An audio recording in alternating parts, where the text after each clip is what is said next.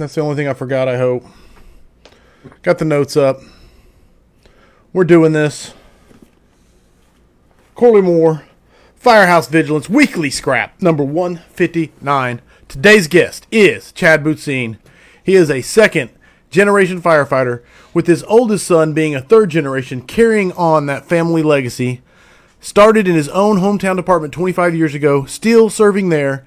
Blessed to get hired on in Waterton, Wisconsin 22 years ago.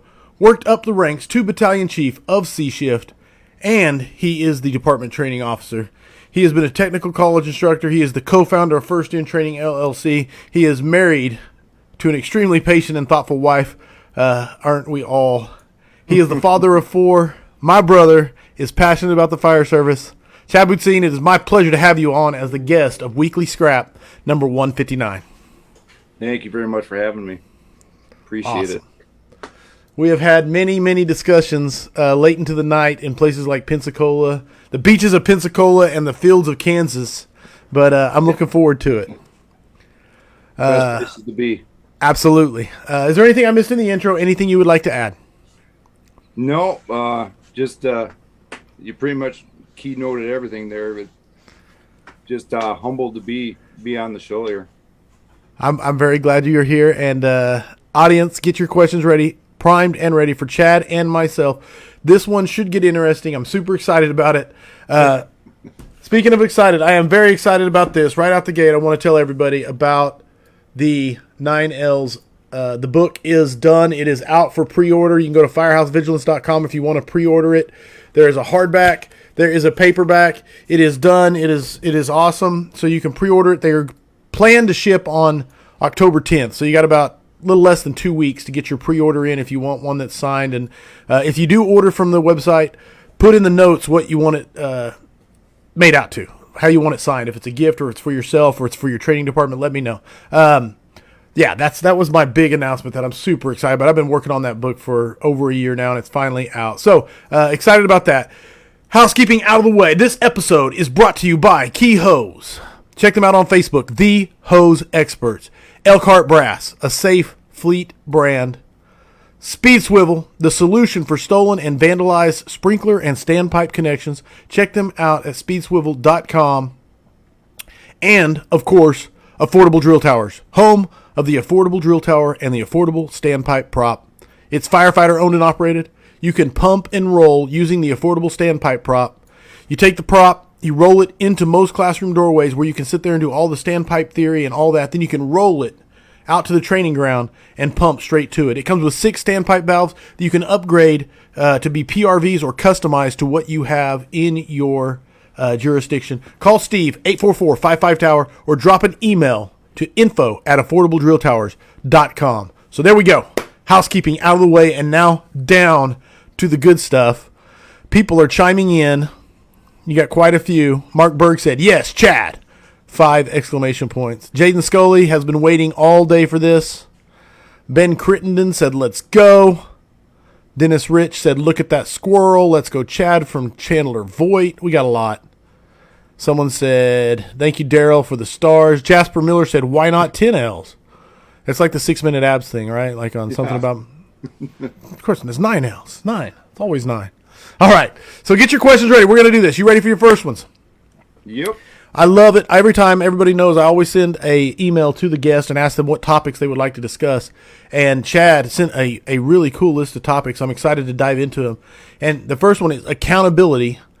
Who does it start with and who does it end with? And I love talks and discussions about expectations and accountability. So lead it off, my brother. So the whole thought behind that was accountability. Where does it start? It always typically would start with just the fact that accountability to your officer, accountability to each other, but you can't really get anywhere unless you have accountability to yourself. That's probably one of the biggest ones that gets dropped off and never gets talked about. But how much accountability do you have to yourself, and how much accountability you're going to have to anybody else if you aren't mentally accountable to yourself? And then, of course, how much accountability does the officers have down the ranks? It kind of leads in with that, with the expectations. I think we're turning a corner where the expectations are starting to go down the ranks. Obviously, that's always been the case, but now they're starting to leach upward, where the firefighters are actually voicing their expectations of their officers, which is Nice. good because it should be well rounded if you're going to have a solid crew with everyone being honest and upfront with each other and being able to hold each other accountable. That's probably one of the biggest things. If you can honestly say what the hell happened there, and the the person you're talking to, the firefighter you're talking to, your crewmate is able to give you an honest answer and say, yeah, I fucked up there. You the crew's going to do nothing but grow. I mean, all in all, you're going to get growth through. Everybody's going to get closer. Everybody's going to be on the same page. But it all starts with your own self accountability.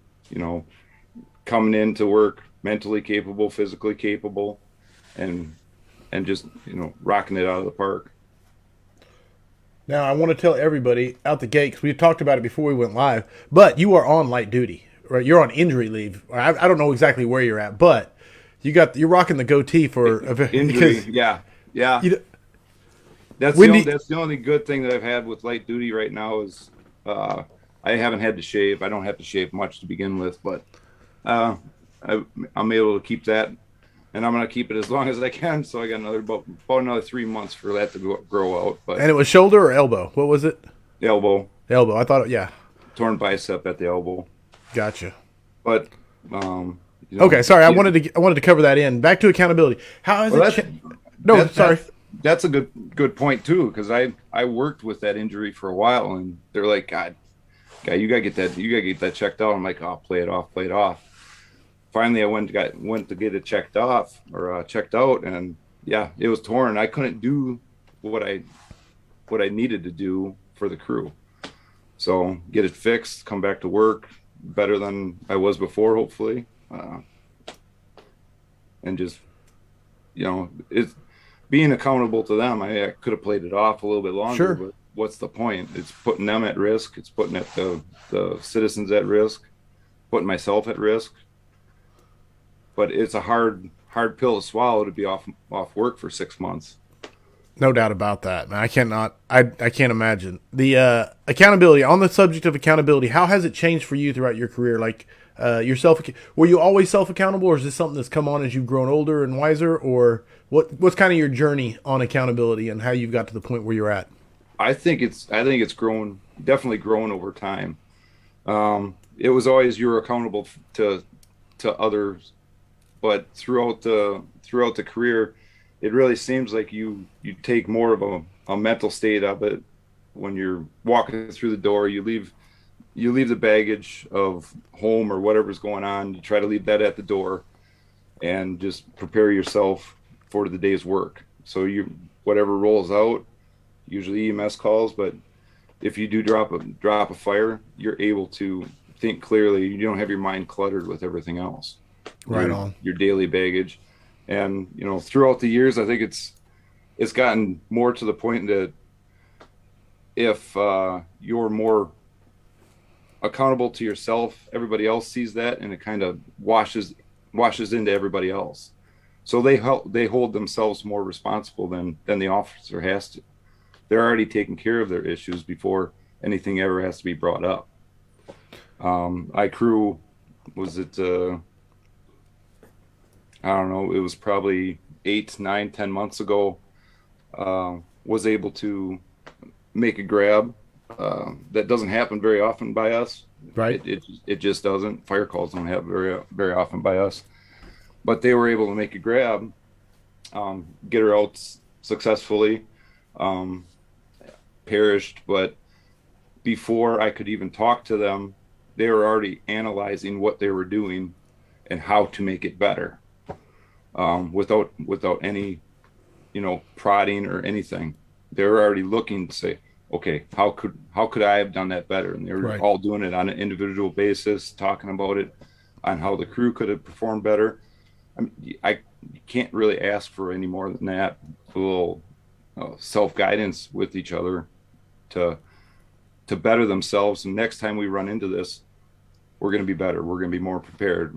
They have that drive. No, that's all. And it comes from, is that set by the example you set with your accountability and your expectations?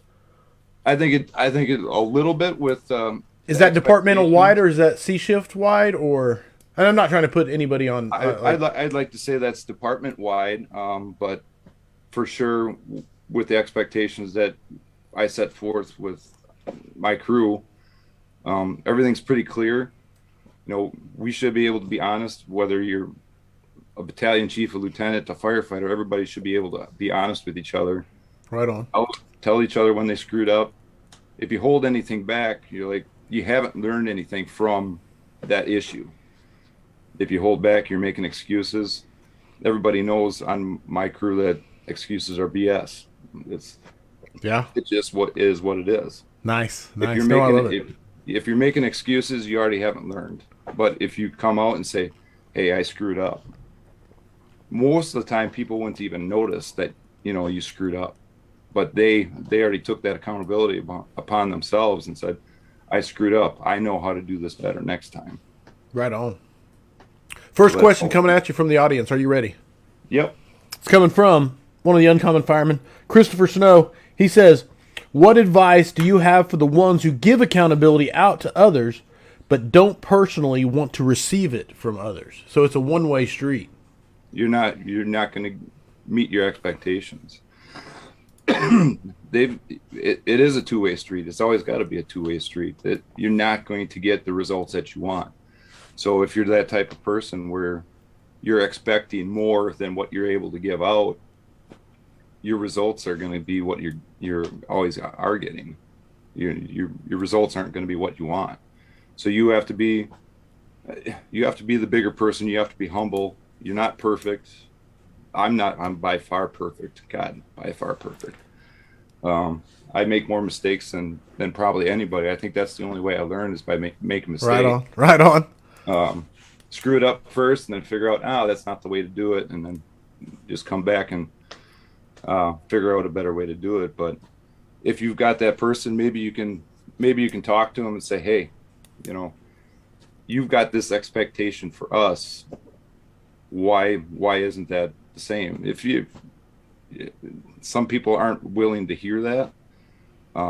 Unfortunately, there are people in those positions of rank that are in those positions, more managers than anything else, and that's probably a little bit further in the thing. But right on, no doubt about it. And communicate. It starts with you have to communicate. You have to absolutely communicate because they could be completely. I shouldn't say they're unaware, but they may not. They could be oblivious or ignorant. Absolutely. Yeah, and communication opens that up. Now, if you communicate and they still choose to remain ignorant, that's a whole nother ball of wax.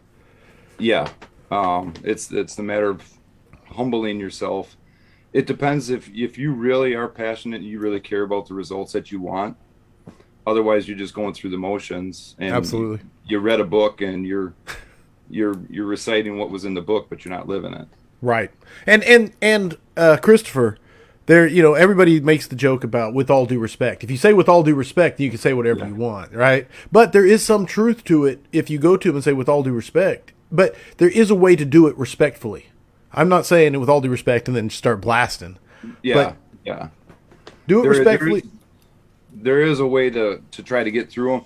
If you've worked with them long enough, you can say, hey, this is what's happening. You know, all we need is a little bit of accountability on your part, and we can make things happen. But right now, you're not doing what you want of us. How do you expect us to live up to what you want? No, without a doubt, man. The example, the do as I say, not as I do approach. It's just, it's one of the oldest. It's not going to fly. Honesty is always going to be the best policy. At least they're going to know where you're coming from. Right on. No, we are at expectations need to be a two-way street, which Christopher actually let us touch on. Yep. You want to add anything to that, or you got it covered? Go ahead. Expectations, definitely a two-way street, up and down the hill also. So I'm a true believer that the firefighters need to, communication, expectations, accountability, all kind of wraps up together. Um, the firefighters have to be able to expel their expectations to their officers. Hey, we expect this of you. Whether it be training, you come and train with us, you let us know what needs to be done. But whatever they're thinking, whatever they're feeling, we're bringing feelings into it, but the officer needs to know about it. I'm not a mind reader. Everybody's got a different perception. Sure. If you communicate that, you're going to end up having a better outcome. Expectations all the way up and down. Whether you're the chief of the department, ours is a smaller department, so very close knit. You don't get lost in the ranks. Everybody knows each other. Everybody knows it. Yeah, I was going to say that's the benefit of it. Yeah, and the detriment. So, yes, on both sides. Right. But everybody understanding the expectations that they have each other. There's no confusion. Well, there shouldn't be any confusion, but at least you know where that person lies. And being 100% honest and not holding anything back isn't really a bad thing. We have to work with each other. We depend on each other, especially in a smaller department. We depend on each other for damn near everything. So those expectations need to be voiced, and the only way expectations work is being accountable to it. And it starts with being accountable to yourself, just to tie it all the way back to the first point. Yeah, it kind of loops all together. It's beautiful. It's not rocket science. It's hey, it is for some. I promise you. Yeah, I know, but it's just being keeping yourself humble, understanding why you've got into this profession, and keeping that fire should just drive you to have those expectations and that accountability to yourself. Absolutely. Because you're way more accountable for a lot more people than you actually think once you start sitting down and you start writing it out and thinking about it. We've got investing in your firefighters is more than just a budget item. I love this quote. I really do. So I want to hear you talk about it. So investing in your firefighters,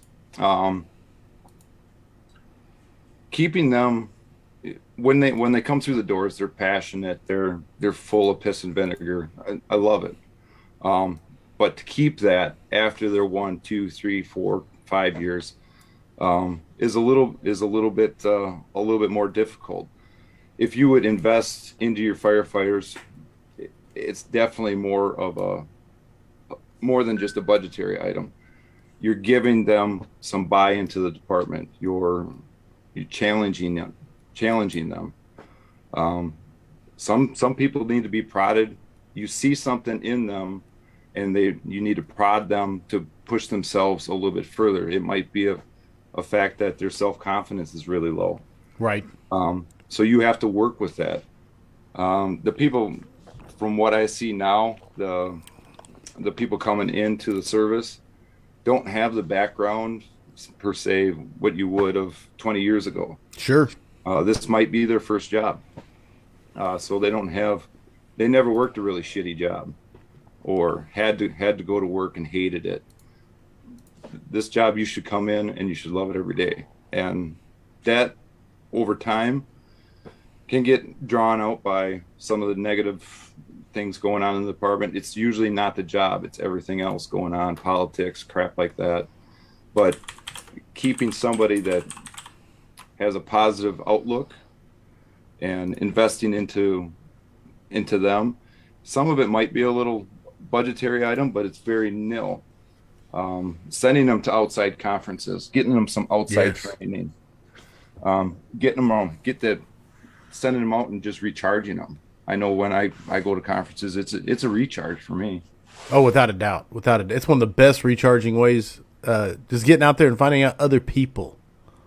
Yeah, feel the same. Them, meeting other people, and then just discussing, how your department operates. The discussions that you have on how things work in your department. There's a lot of crap that's extremely similar, and there's a lot of stuff that you can take home and like, hey, then talk to this guy from Alabama, and they do this down there. Right. You give it a shot up here, shit, it works. stuff freezes up here, but you know, you just gotta curtail it a little bit more. But them making those individuals, those younger firefighters, making them feel comfortable to ask questions instead of Right. just shut up and listen. This way we've That's always done it. Yeah. Yep, this is the way we've always done it. Kills me. Well, we've been doing it wrong for 15 fucking years. Let's change it up.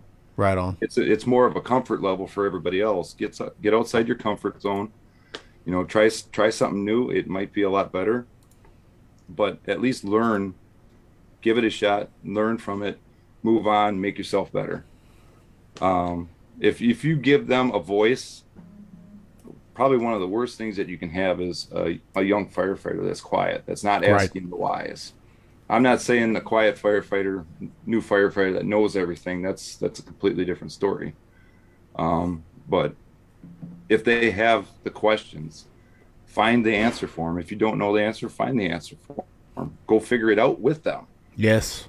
Not tell them to go Google it because they already know how to Google shit. What do you think of captains, firefighters, insert people in authority who say, man, I just don't have the time to do that. I don't have time. Your priorities are wrong. Your priorities are wrong. If you're not giving your time to firefighters, they're not going to give the time back, and you're slowly killing them. You're slowly strangling them. Well, I love that. If they come to you with a question, you should definitely have the time to find it for them, answer it, or find it with them. Right now, I think in this day and age, our firefighters, our line firefighters, our new recruits, whatever you say, are probably our most valuable asset. And if we don't give them the chance to voice their not opinions but their questions and bring up new ideas, there's a lot of shit that throughout the years new guys coming on have thought, because they think outside the box a little bit different. They're not stuck with the inbred training, if you will, that we've been stuck with for the last 20 years. I wouldn't say that when they come out of certification classes, because those are all damn near the same for the last 25 years that need to change. But they've got a ton of questions. Why did you do that? Why did you do this? Why did you do that? And if you're not passing down that knowledge, we're not really helping each other. We're not helping the fire service. Right. That's where that knowledge comes in, and getting them out to the outside classes, courses, conventions, conferences, whatever you want to call them. You get a different perspective. You get a multitude of perspectives, and you get street proven tactics, different ideas that aren't taught in the textbooks, but things that people have run into, right, that they've worked on and maybe something that's never been down. in your area. Absolutely. Yeah. Unfortunately, there really hasn't been much in our area for as long as I can remember.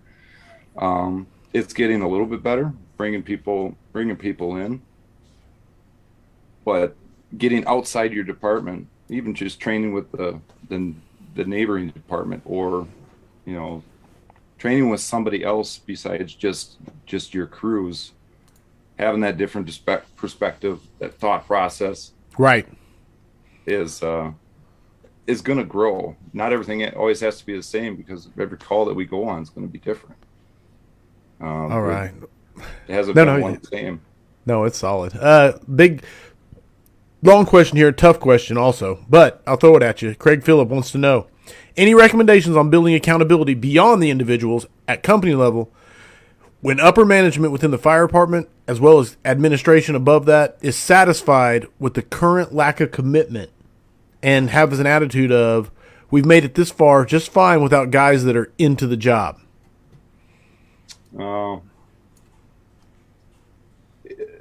At the company level also?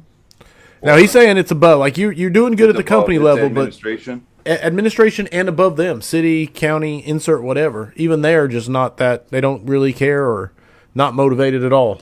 You showed up and you did it just good enough. Good is good enough. Take it upon yourself. You're accountable to yourself. I create the standard that you want. You're going to be the firefighter that you want to be. And slowly enough, with enough push, it'll drive a change. If Absolutely. you have higher standards for yourself, communicate that to your crew. If you're the one doing it, or if you're that company officer, you set that expectation for your crew, and the accountability will come with it. Nice. As long as you're completely honest with each other on that accountability, and you're not shy with being able to say, I screwed up, let's make this better. Let's go out and train this out. It's a matter of being humble and getting that through. Kyle Romagus actually said, this comment came a while ago, but he said there's a reason most of the time that they asked you instead of looking it up themselves, talking about your comment about sending them to Google, because they are wanting that investment. That's a reason they asked you. That's a very good point from Kyle. All right, another question coming at you from Dennis Rich. Chief, you always talked about there is no silver bullet in the fire service. Could you talk about that a bit? There's no magic. There's no answer. There's no searching it up on Google and getting the answer. You have to figure out. We need a crew of problem solvers. So there needs to be 15 different ways of getting something done. If you have, one way of throwing ladders, and you get in a situation that you can't throw that ladder that way, and they can't figure that out, that's a simple thing. But sure, if they can't figure that out and they stumble upon it, they should know it 5 different ways to get that job done. But if you're so black and white in your tactics and that, there's no room to shuffle back and forth. It's a very dynamic area that we live in. So to have one simple answer for a question, it's just impossible. As long as the end result is the same and in that time frame, nobody should really be complaining. You might find a new better way to get something done. Right on. No, I like it.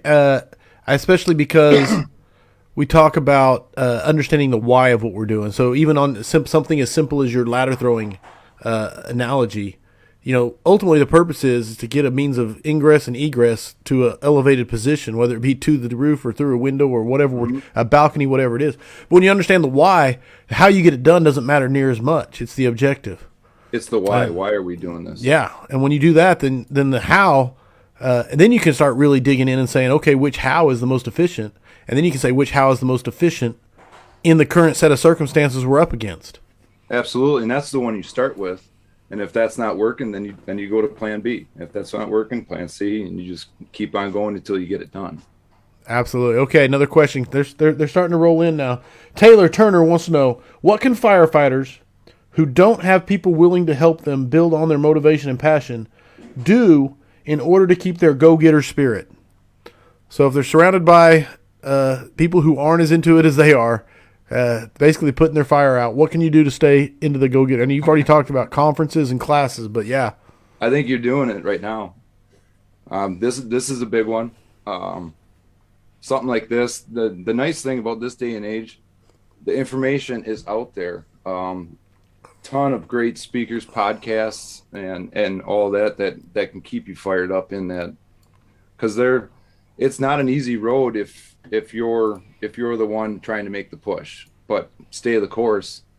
You'll pick up one person, that person will pick up another person, and eventually it'll start spreading. So you just try to stay the course. Feed your desire however you see fit. Watch the videos and read up and attend conferences. Hopefully your department will throw some money towards you going to conferences and bringing it back. I think a lot of it may be in the way you come back from those conferences and you always get kind of, well, that's big city shit. We can't do that here. Or Right. what are you talking about? Oh, Christ, he went to a conference. Now he knows everything. Right.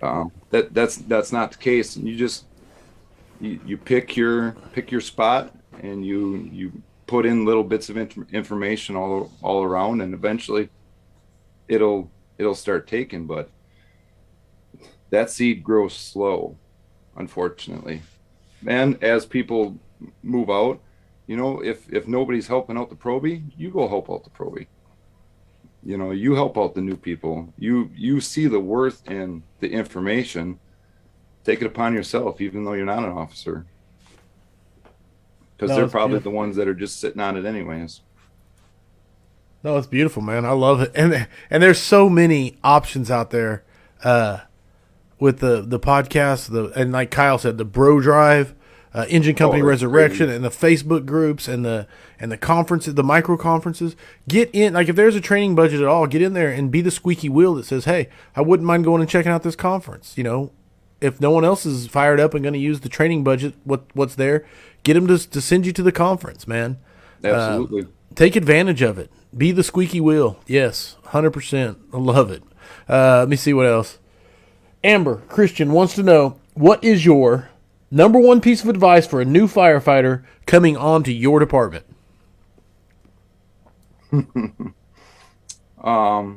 Just keep the passion.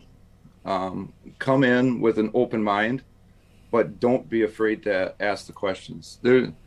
You'll find out the people that you can trust and listen to, and you'll find out the ones that are going to try to hold you down too. So just keep the course, keep the passion, ask the questions. Don't be afraid to ask the questions. I find more people have more self-confidence issues where they don't want to make the mistakes. Hey, make the mistakes. If you're not making mistakes, you're probably not trying hard enough. So go out, put yourself out there, and as long as you're willing to learn and put the reps in, that's all we need. We just need you to be willing to be the firefighter that you're expected to be. Hopefully Yeah, that it's answered that. no, it's very solid, man. Very solid. Pulling up the notes. I got pointed out that I say pulling up the notes a lot. Officers need to be more than just a fire officer.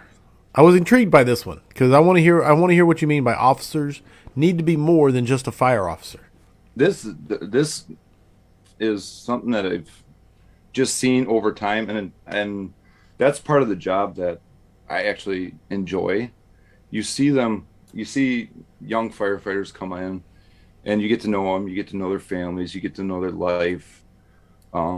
Sometimes the fire officer needs to be the, I wouldn't say psychologist, but you're the person that they need to vent to, and I say leave luggage at the door, but you can't always leave luggage at the door. So they've got issues going on at home, be that ear for them. It's a second family. It's not just, okay, we're just going to talk about work and I don't need to know about anything else. If you see something wrong, you've got to try to take care of it, see what's going on, see if they need any help. You need to be more than just the fire officer. You need to be kind of a dad. You need to be kind of you definitely need to be a role model, but you need to be, how do I want to say it? It's mainly just that ear, because you're going to help them grow in so many different ways. You watch them grow. Christ, some of them come through the station and they don't even know how to make macaroni and cheese. So you help them out on just life aspects, Right. finances, you push them. Well, for me, I'd push them to somebody that's got way more expertise in finances than me. But you give Right.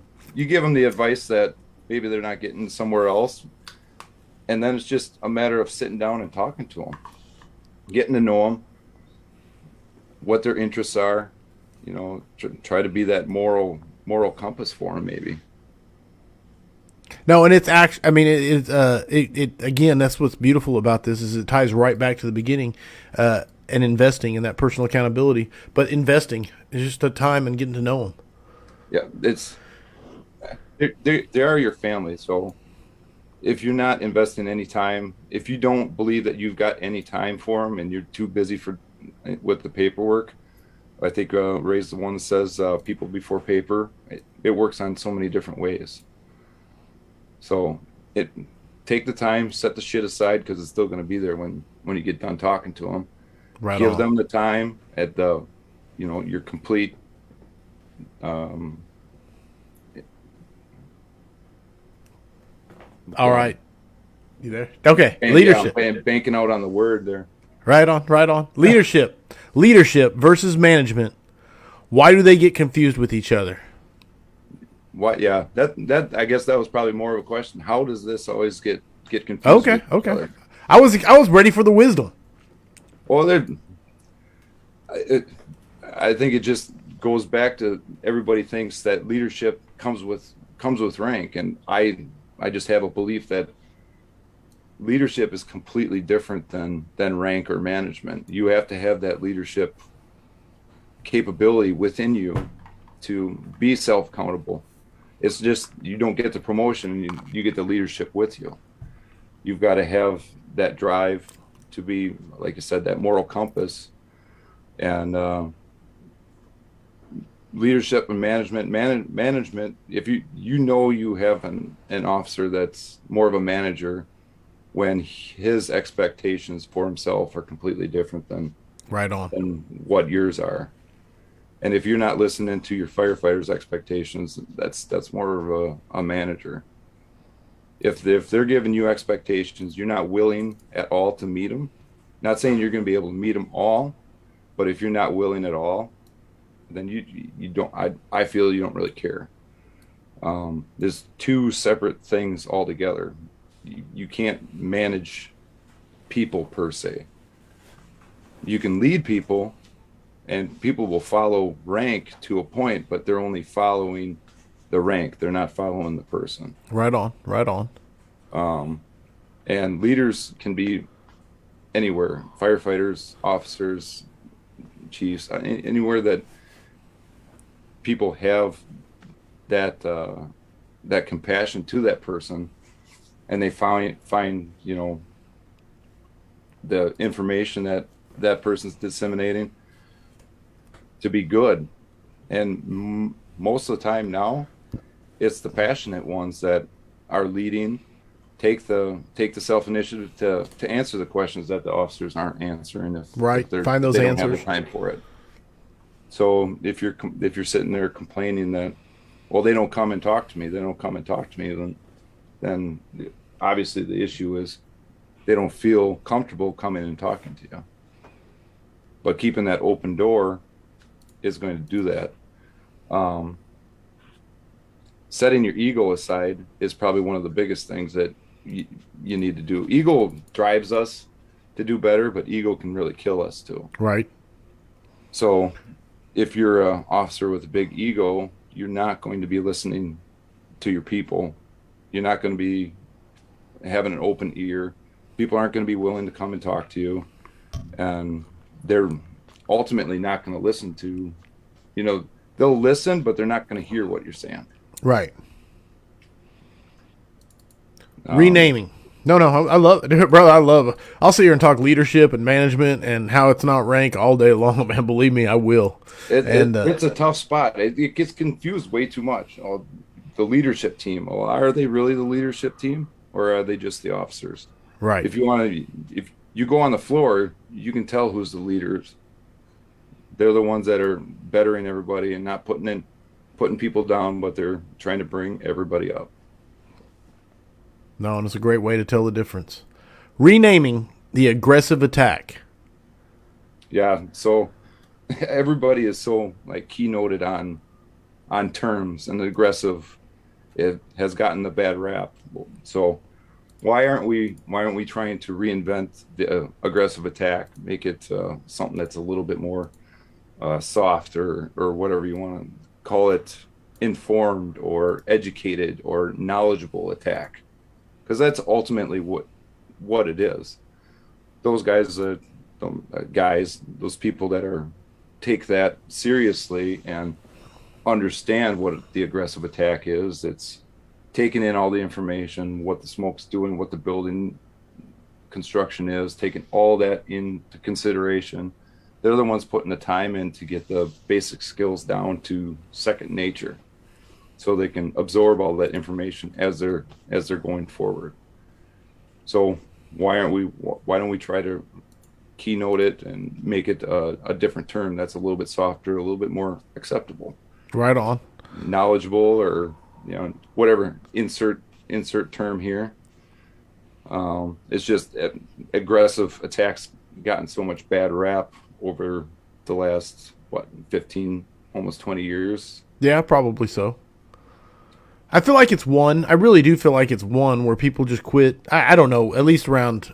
Of course, that helps that I go to conferences where a whole bunch of people are plugged in, so that I have that that bubble that I live in where I feel like, oh yeah, aggressive's one. So, Yeah. but no, I love the fact when you say it's knowledgeable, the knowledgeable attack, because at the end of the day, that really is the key to aggression, is knowing what you're doing, being You gotta able know, to, yeah, the competence knowing, is, yeah, yep, competency, knowing your enemy, yeah, being able to take in the information while you're doing a task at the same time. But that takes sets and reps. You got to be yes, able to have that, your basics down to a second nature, yes, intuition. I So love it. you can take in everything else. Takes time, but you'll get there. No, no, without a doubt, without a doubt. And I wanted to touch on this earlier because you brought up don't make a lot of fire. A lot of EMS calls, not a lot of fire, and that is I don't know. not enough. 100%. I agree with that. 100, like that. But and the thing is, that's not a knock. I'm not knocking that because that is the American Fire Service. Unless you're one of the small percentage that's lucky enough to work in a job town, Yeah. with a lot of urban blight or suburban turnover or whatever you want to call it. Unless you're lucky enough to, and I say lucky, you guys know what I mean. Yeah. If you love to go to fires, you're lucky if you work there.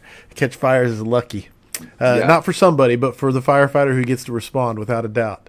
So what I'm saying is, do you have, I don't know if I'm asking this right, I don't want to say tips and tricks, but techniques that you like to use to keep people engaged when you don't know when the next fire is going to come. You don't know if you're going to get a real deal, a chance to make a grab, a chance to make a first in push. What works for you? Try to split it up, make it a little competitive, because we're all a little bit competitive. Try to make it competitive, change it up a little bit. It does get routine and mundane, but change it up and have fun with it. That's probably the biggest thing, is have fun with it. Screw around with it a little bit. You got to have fun with it. Otherwise, yeah, it does get mundane, and you've got to combat the naysayers. Oh, we're pulling hose again, blah blah blah. And it is what it is. And as long as they're doing it, then kudos to them. But if they're not like 100% involved in it, then it does bring down a little bit with the guys that are passionate about it, want to get 100% out of it. But do you ignore them a little bit? Yeah, you're still having fun with everybody else. Make it competitive, because we all like competition. Break out the stopwatch, because that really does it. It adds stress, a little bit of stress, and B, it brings out that competitive nature that all of us. And I don't want to be last. And I want to be first, and I damn sure don't want to be last. Right. Yeah. But it also can bring up good conversation piece. What if you throw your problem solving skills in there? Okay, now let's figure this out. Well, that didn't work out just like I wanted it. Let's figure out what happened there. Right. Because if we're not making mistakes on the training ground, then we're sure as shit going to make mistakes on the fire ground. Right. So get them all ironed out as much as we can on the training ground, and work them out, but discuss them. Figure out what exactly happened, so we're not making the same mistakes. No, I love it. I love it a lot. The Vigilantes, we listened to Aaron Field's Journeyman Firefighter podcast, which is one of my favorite podcasts of all time. If you haven't listened to it, go listen to it. Journeyman Firefighter podcast, episode number 4 is with Aaron Fields. I firmly believe that every training officer in the fire service should go and listen to that podcast and then use that as their instead of instructor 1 or instructor 2 or whatever they're doing. Yes. But not the point.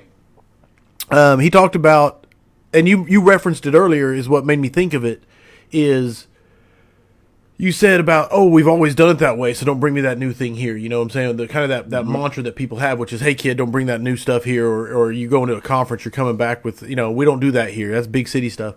But get some time on the job. Yeah, that whole thing. And Aaron, it's his thing completely, but it's, again, going back to understanding the why.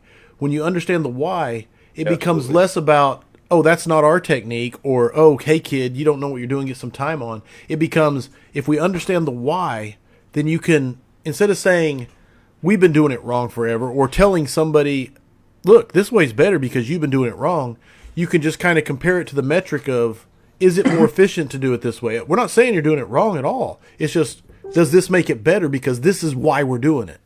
And Absolutely. It takes the focus off of, this new way is better and right. Does that... it could be that they just weren't looking at it from that angle. Sure.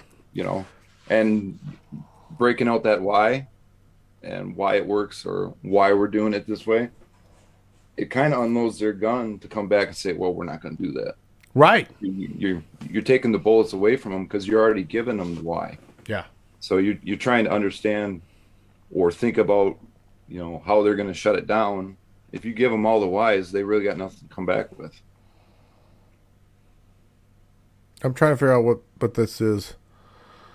I don't know if I should just ban the person or what. Okay. And I love it. Smoothbore Cartel said, don't worry about that nozzle kid. We don't do fires anymore. And he is, of course, referencing Andy Frederick's keynote FDIC speech, which go Google that and watch that anytime you need to get fired up. Yep. 1,000%. And I'm going to sit there. All right. Yeah, I just banned him. Okay.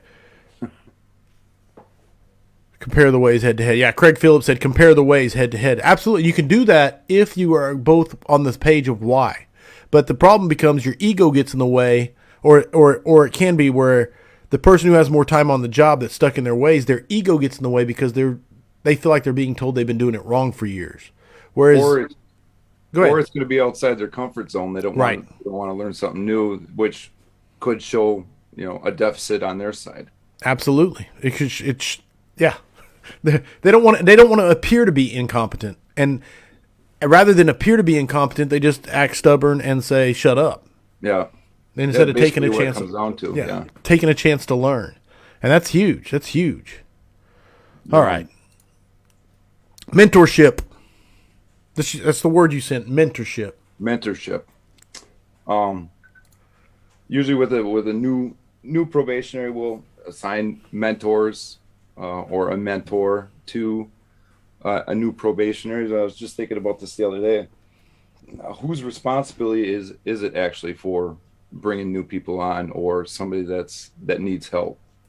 Realistically, it's everybody, all the way from the chief, battalion chief. If you see somebody floundering, are you just going to let them flounder, or are you going to help them out and try to build them up? Don't come to your officer and say, well, this guy's being a real shitbag. Well, did you correct it before you came to me, or did you let him know? Are you trying to help him, or are you just letting him sink? Right. So it really takes everybody to bring each other up. We rely on each other way more than I think we ever actually think. It does take a community to raise the kids, and that's basically what that the whole thought process is it's everybody's responsibility, not just because you're assigned to them or you're the officer of them. If you're riding out with them, he's your responsibility too. You try to prepare them as much as possible. But if you're just going to sit there and dig on them and you're not going to try to help them, that's a completely different story altogether. Now, if they're not trying at all and you've offered it up to them, then it does have to go to your officer and say, hey, this isn't working out. We need to try something different. When you've done your due diligence to make sure you've taken care of your part. Right. Absolutely. But letting them sink, that I don't find that to be an option. No, and we're very good at how does I think Dave McGrail said it, disregarding our old and eating our young and disregarding our young. Old. Yeah. We're very, very good at both. We are very, very good at tearing each other apart. Oh, yeah. We're masters of it, especially with the rise of the internet and the anonymity of just posting online. We can rip each other apart. Smoothbore Cartel said, getting punched in the face. Right. No, you're immune behind your keyboard from the physical ramifications of what your mouth can get you in trouble for in the real world. Kyle said, Ray McCormick's 50-50 Culture of Extinguishment speech at FDIC is another classic. That is probably my favorite FDIC keynote speech, the Culture of Extinguishment. That one and Fireman's Standard by Mike Walker. Absolutely. Both are some of my. I make my rookies watch all three of those, and so just depending on which one I remember at the time and which one I'm fired up about. And that's part of it. Just sending them. You know, you're off duty and you see something, send it to your crew. You know, try to keep them fired up. Obviously, you know, you need to have that downtime. You need to have that unplugged time. I don't really know what that looks like because it's hard to unplug. But, you know, if you do come across something, share it. They'll share it back and like, oh, that's great. Learning and both excelling at the same time. So if you see something, you come across something that maybe somebody hasn't seen before, share it out. Share it out to your department or your crew. Now, I don't know if this next one is just a rhetorical question to discuss or if this is something you have an answer for, but you said state certifications to be a firefighter. Why aren't we doing better and progressing with the times? So I didn't know if you had an answer or if it was just a rhetorical question to discuss. It was kind of a rhetorical question. Why aren't we doing better? I'll put it on my state to try to do better. Right. Why aren't we moving forward? Why are we using the same techniques that we did 20, 25 years ago? They're still getting trained the same way that I did when I went through, you know, fire certifications. Why have we not evolved past? I don't teach at a fire academy, so I have to qualify by first saying that I do not teach at a fire academy. But I will say that if you follow the money, you will figure out why it is that way. And the truth of the matter is, they can get more people through. They get paid more, and so it's not about creating firefighters. It's about getting paid by giving them a piece of paper and saying, "Okay, we met this requirement." So, for example, I don't teach, but I've heard that they'll put 7 people or 6 or 7 people on a hose line, and they'll go in and put out a 2-pallet fire with 7 people on a hose line and say, "Okay, you guys got your hose time. Next group, go." And so they count that as, you know, live fire training, and there's nothing realistic about it. But they can check the box that they went inside of a burn building while it was under whatever, and until they take the money out of it for putting numbers through, and make the objective the why to create firefighters who understand, you know, then I don't think it's going to change. No, because they specifically say you go to your department and they'll teach you the rest. No, or they say, "Hey, we're going to teach you this the way the book says," and then when you get to where you're going, they'll teach you the real way. Right. Or how you're really going to do it, I should say. Yeah. Yeah, which makes absolutely no sense. You're just building bad habits. Right. So we've had a couple new ones go through at the hometown fire department, and you're teaching them to, you know, mask up with their gloves on. Well, they go to class and they go, you don't do it that way. Well, why not? Why not? Why are you going backwards? Right. Just leave them alone. If they can get it done, let them alone. But if that's the specific way that they need to do it to pass the test, it's paining to have to retrain them or, you know, beat bad habits out of them in that instance. It's just crazy. And it's a huge multifaceted question with mess, but when again it goes back to managers instead of firefighters in leadership positions, and when all they care about is, oh, he's a firefighter one, he has a certificate, let's hire him, and it doesn't matter what they actually know or do, but they sure have that certificate. So Yeah. Promoting, well, that kind of goes with promoting too, because it's the same thing with the officer classes and that. What are you actually learning? You're just getting that certification. You're not learning how to really deal with people or any sort of making them leadership right. role out of it. That's the unfortunate part. Probably the biggest part is the money driven. No, I think if we can make their separate own? if we can separate the money from it, I think but I don't know if you'll ever get to that point, That's well, the I fire think- service can do better. Oh, without a doubt. I think we can all agree with that. BJ Breacher says, firefighter one is nothing more than your cover charge to get in the club.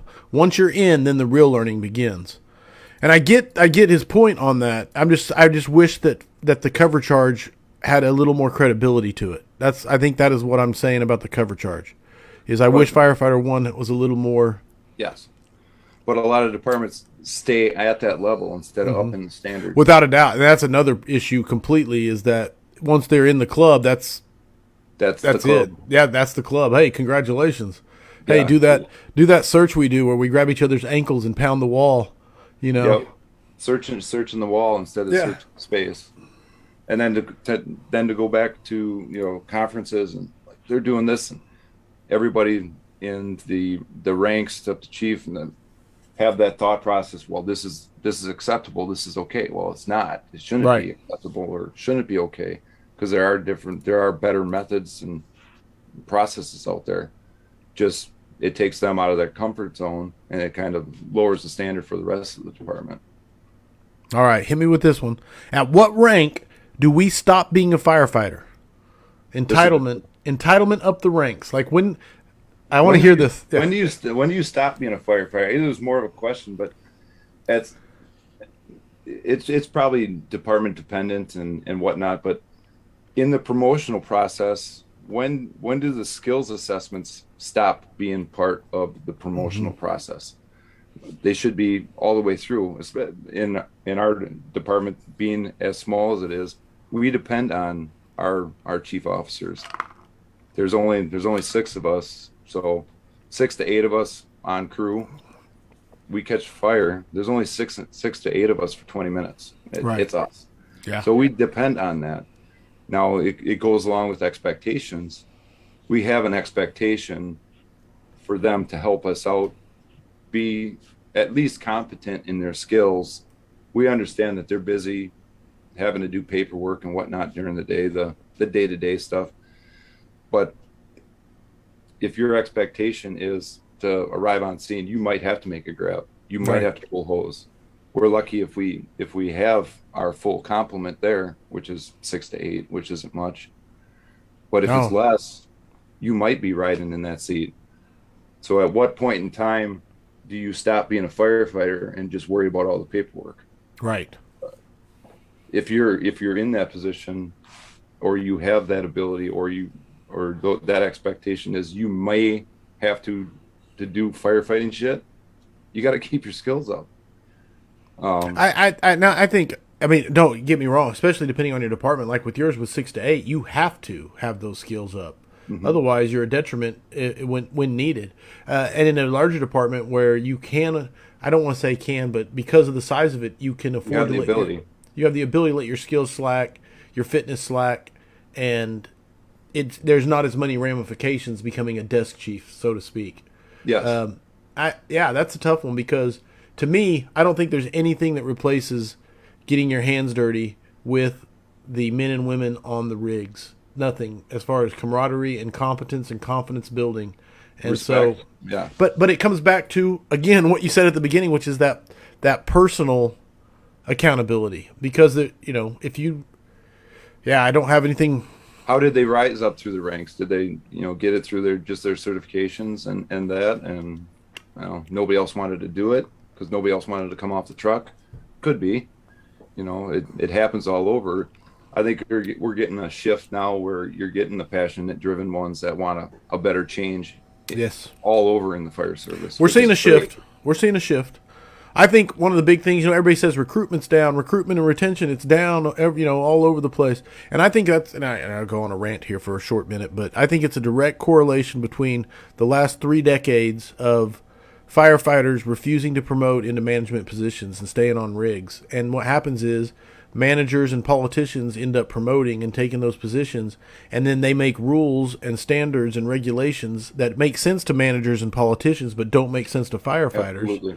And then they build fire office buildings instead of firehouses, and the casualties are camaraderie, the brother and sisterhood, the things that we love as the legacy of a fire service has slowly eroded from death from 1,000 cuts. All right, I'll quit ranting, and it comes back to firefighters not promoting into chief positions.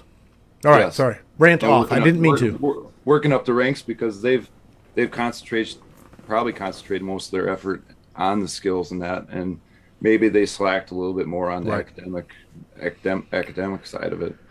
So it's funny that you bring that up with the buildings. We're building a building, and I'm kind of scared. It'd be great to have a new station, but kind of scared to have a new building with separate rooms and all this and that, killing the camaraderie. Yes, and it's all probably crew dependent. How your crew operates. After the work day. You can absolutely. I mean, you could work in a falling down, rotting cinder block barn, and a good crew can have a blast and keep things strong. But it's the death by 1,000 cuts, man. And here's another thing I want to touch on, which I wanted to say, which is I've never heard a crew say, our chief came out here, threw on his bunker gear, and put in some reps with us, whether it be a battalion chief, training chief, chief. I've never heard one say, and I hated it. I lost respect for him. You know what I'm saying? It's always the opposite. Always. Yeah, and that's probably the best way. If you've got half an hour to sit down and have coffee or this, that, and the other thing, you've got a half an hour to, throw some reps in, pull some hose, throw some ladders, frickin' mask up for 10 minutes. Absolutely, man. Hey, 100%. Yes. Prioritizing your time. That is it. Yeah, we touched on it. All right, brother. Books. Man, I love talking books. I love books. What book or books do you think people should be reading? So this was a tough firefighters, not just people, but firefighters. I haven't read, quite a few. The light duties actually helped me have enough time and just sitting there. One of the few bonuses about light duty is the goatee and the reading time. But for a new firefighter coming on, probably Engine Company 82. If that doesn't light you up, then I don't really know what will. Yeah. And read a couple recently. No Expectations Leadership by Jason Halberman. Halberman. Yeah. For your officers, and I think any company officer coming in, or for your officer development program, Hal Moore's on leadership. Yes, I love that book. I like a little bit of military history anyways, but those are the books that I would suggest. Like I said, wasn't much of a book reader, got back into it, needed to exercise the brain a little bit more, work Absolutely. out cobwebs, and fight off the Alzheimer's, knock the dust off. Yeah. I love it, man. No, and Hal Moore, I love the book and the readability of it. It works on so many levels. So I mean, family to business to fire department to pretty much anything that you want to pertain it to. Just being an all around better person. Mike Cornelius said good books are in the bottom locker. Patrick Schultz said this. Chad is now having the new guys do book reports. Very good idea. I love that, brother. Book reports and line of duty reports in their 12-month period. Solid. Instead All right. Working out the ifs to crap. So right. The whole 12-month probation has been a work in progress for forever. All right, Chad. We have the 5 questions for firefighters. You're well aware of them. And then we move to the next 5 questions for firefighters. The answers are completely your opinion. There is no right or wrong. The points are arbitrary. They're assigned by me with the assistance of the audience. But what I'd like to know is, are you ready for the next 5 questions for firefighters? We'll give it a shot. Here we go. Number 1, what single characteristic makes the difference between a run-of-the-mill firefighter and the top tier, go-to, badass firefighter? Heart and honesty. You got to have the heart and drive, passion for this job. Otherwise, there's if you're not in it for that reason, for the love of the job, you're just gonna be that run of the mill firefighter. You're not gonna push yourself to do better. You're not gonna try to drive other people to do better. I told my son that before he got into the fire service. I go, if you're getting into it for the days off and some of the benefits, pick a different job. You've got to love this job. And he must have took it to heart because he kept with it. At first, he was thinking about becoming a cop. So At least he chose the good side. He didn't go the dark side. Yeah. Good. Solid. No, heart and passion. I love it. I will give max points for heart and passion. I believe passion was one of the keys to doing this and staying plugged in for a very long time. It definitely keeps you going. Number 2, if you could go back in time and give yourself one piece of advice as a rookie, what would it be? You get to go back and talk to young Chad. Enjoy every minute of it because it's going to go fast. It's going to go fast. I mean, had tons of fun all the way through, but you don't get tied up in the BS because there's going to be a BS. Don't let that bother you. Stay the course and have fun. Enjoy it. Dude, I love that. And that, I don't know if I've heard a more truthful statement in a while than it's going to go fast. Yeah. I mean, I still feel like a rookie sometimes. Like I just got hired on. You know what I'm saying? I know I'm not. Yep. And you look back, you're like, crap, where'd that go? No doubt, man. No doubt. Okay. Number 3, what is your favorite training drill? I like the firefighter survival drills, the ladder bailouts, the window hangs, the entanglements, stuff that puts you in a position that you're not normally going to want to get into. Stresses you out a little bit, works on your breathing. You have to problem solve your way out. Right. I like those. And to see other people work on their problem solving skills or work on their frustration level when you get in an entanglement and they're just take a few seconds, get their mind straight, and then work out whatever the hell's going on. Otherwise, you're like a bull in a cage just trying to rip shit up, and then you're just tying yourself up worse. Right. But getting that problem solving ability in their head where they're actually starting to work things out under stress. That I love those. No, I can't knock that whatsoever, especially stress or physically demanding of them and then make them think. Man, yeah. That's a powerful, powerful combo. I love that. Love that. Max points on number 3. Number 4, what mistake have you learned the most from in your fire service career? Well, I had to think about that one for a while. Probably the one that sticks out the most is being attentive to everyone around you. I guess one of the biggest mistakes was, I feel, and I still hold, maybe it's not, wasn't a mistake on mine, but I feel it was, is not seeing my assistant chief hurting right before he committed suicide. Christ, he walked out the door the day we got off shift, walked out the door, looked at us, said, see you tomorrow. And a couple hours later, got a call that he had committed suicide. Looking back on it, I'm like, well, there was definite cues, but kind of passed it off. Didn't really pick up on it or ignored it. Figured he was just being an ass. Sure. But that's probably one of the biggest mistakes is not queuing into everybody. If you see that huge change in somebody, sit them down and talk to them, ask them, make sure that they've got a place to go, they got somebody to talk to, get them help if you need them. That's probably one of the bigger mistakes.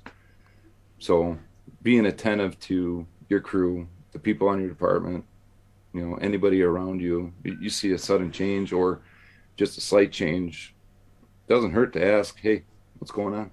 Right.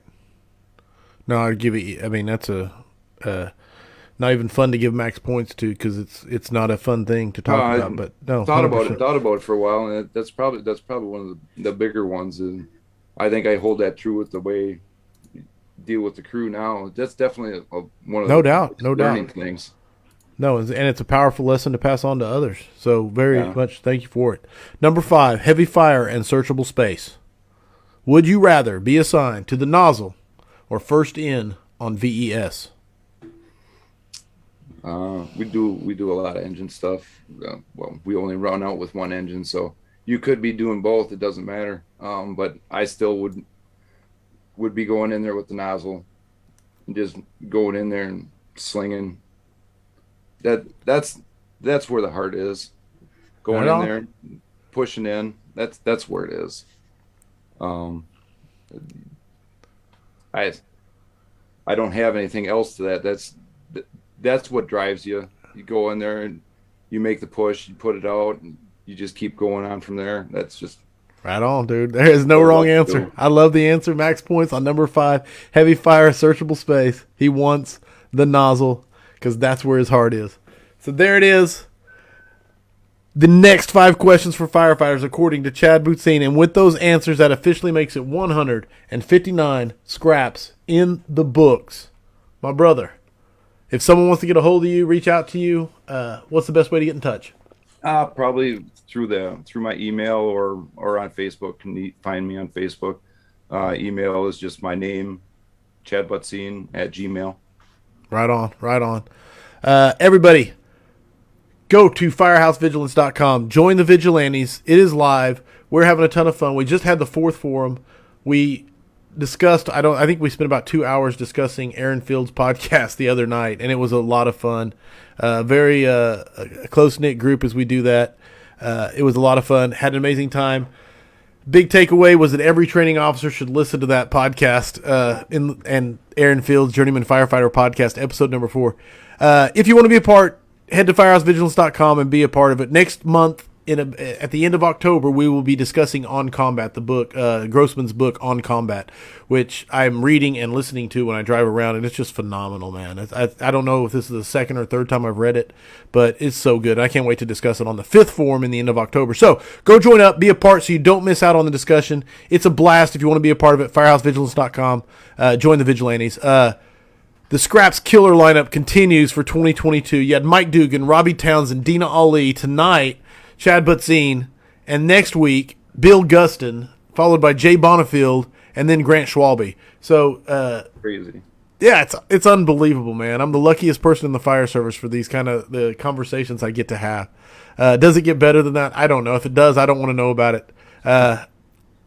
And then, of course, the audience always makes the show so great. Of course, the sponsors, I'll mention them all one more time. Affordable Drill Towers, the Affordable Standpipe Prop, Key Hose, the hose experts, Elkhart Brass, a Safe Fleet brand, and Speed Swivel, speedswivel.com. So, man, thank you for the sponsorships. It's allowed me to upgrade quite a bit. My computer, my camera, it's getting better. I'm loving it. My brother, Kyle Romagus, is always here, pulling out your questions, making phenomenal comments, and, of course, the audience is what makes the Scrap so special, and I can never thank you enough for tuning in each week and asking questions and digging deeper and bringing great value to the fire service. So thank you all for coming and spending this Wednesday evening. We'll be back at our regularly scheduled Mondays. My mom had a 65th birthday, and we celebrated it on Monday, so Chad was gracious enough to move his Scrap to tonight, and thank you all for coming on the moved Scrap. I appreciate you all, but we'll be back to Mondays and Tuesdays next week with Bill Gustin. So, with all that being said, Remember, mutts don't scrap. I love you all. Chad, thank you for giving me and spending your time with me this evening. Thank you for the opportunity. I really appreciate it. Loved it. Love it. Thank you, brother. Mutts don't scrap. I hope the tone stays silent unless it's burning. Everybody, stay safe out there.